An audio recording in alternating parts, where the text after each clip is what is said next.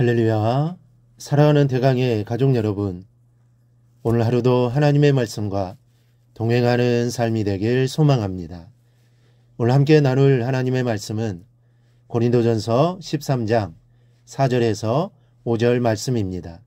사랑은 오래 참고 사랑은 온유하며 시기하지 아니하며 사랑은 자랑하지 아니하며 교만하지 아니하며 무례히 행하지 아니하며 자기의 유익을 구하지 아니하며 성내지 아니하며 악한 것을 생각하지 아니하며. 아멘. 오늘 읽은 5절 말씀에 사랑은 자기의 유익을 구하지 않는다라고 했습니다. 여기서 유익을 구하지 않는다는 것은 자기의 이익을 위해서 노력하지 않는다는 말이 아닙니다. 이 기독교적인 의미로는 자기의 것마저 남을 위해 내어놓는다라는 뜻이 있습니다. 미국 미시간의 어느 조그만 마을에 사는 어느 노동자 부부가 잃어버린 딸아이를 찾기 위해 광고를 냈습니다. 잃어버린 딸아이를 찾는 일에 조금이라도 도움을 준 사람에게는 자신들이 갖고 있는 모든 것을 사례로 드리겠다고 광고를 낸 것입니다. 그리고 이에 대한 보증으로 그들은 자신들의 재산 목록을 광고에 덧붙였습니다.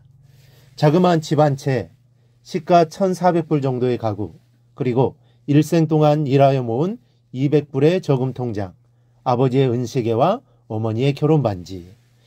이 부부는 사랑하는 딸을 다시 품 안에 껴안는 조건으로 이 모든 것을 포기하려고 마음먹은 것입니다. 비록 집도 돈도 한 푼 없이 다 준다고 할지라도 사랑하는 딸과 함께 할 수 있다면 그 모든 것을 대가로 지불하기에 아깝지 않았던 것입니다. 여러분, 사랑이란 이렇게 자기의 몫을 포기하고 내어놓는 것입니다. 자기를 버리고 자기에게 있는 것을 주는 것입니다. 그런데 세상에는 사랑은 자신을 유익하게 하는 것으로 착각하는 사람들이 많습니다.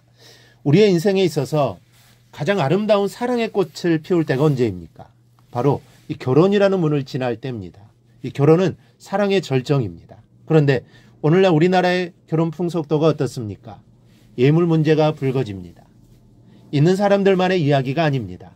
아들 가진 부모 대부분이 은근히 호사스러운 예물이나 예단을 기대합니다. 기대치에 못 미치면 사람까지 미워하고 구박합니다. 그것뿐입니까? 결혼하는 당사자들은 어떻습니까?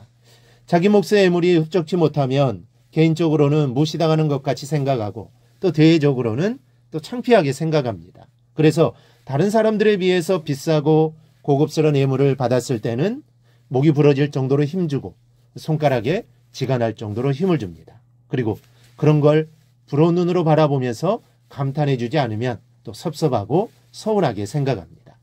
그래서인지 요즘은 아예 결혼을 전제로 만나기 전에 상대방의 조건을 주로 면밀하게 살피는 분들도 많습니다. 물론 모든 사람이 다 그렇지는 않을 겁니다.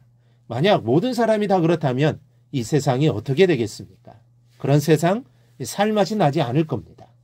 모든 사람이 다 이익에 따라 사랑하고 사랑을 이익의 수단으로 삼는다면 이 땅에서의 사랑은 자체를 감추고 말 것입니다. 그러면 사랑 없는 세상을 무슨 낙으로 살겠습니까? 여러분, 진정한 사랑을 가슴에 품고 있는 사람은 유익을 구하지 않습니다. 사랑은 자기 유익을 위하여 주판알을 튕기면서 하는 것이 아닙니다. 사랑은 자기 희생입니다.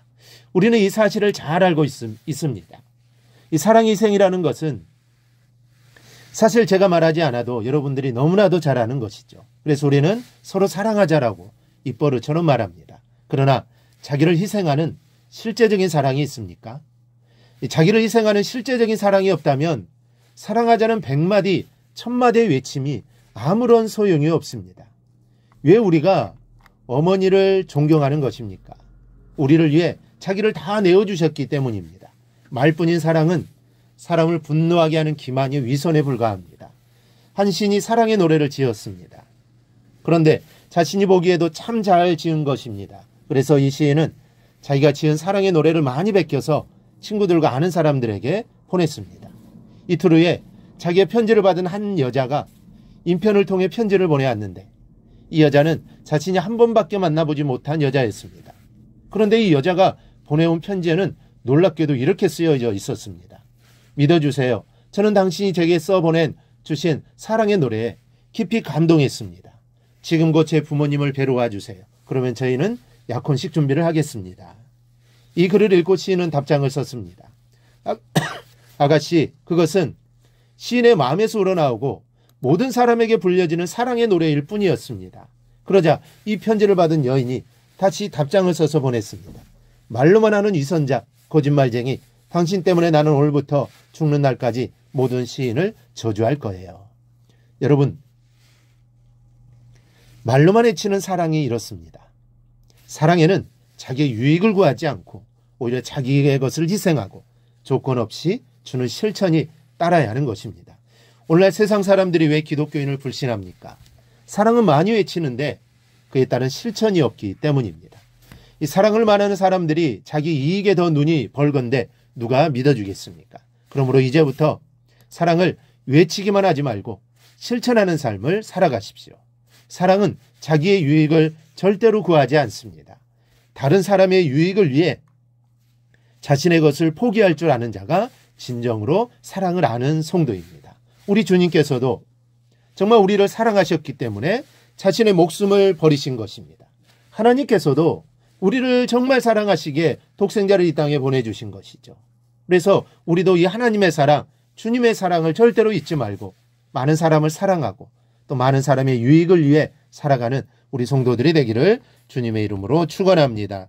오늘 묵상한 말씀을 굳게 잡고 삶으로 실천하며 살아내는 대강의 모든 성도들이 되기를 축복합니다.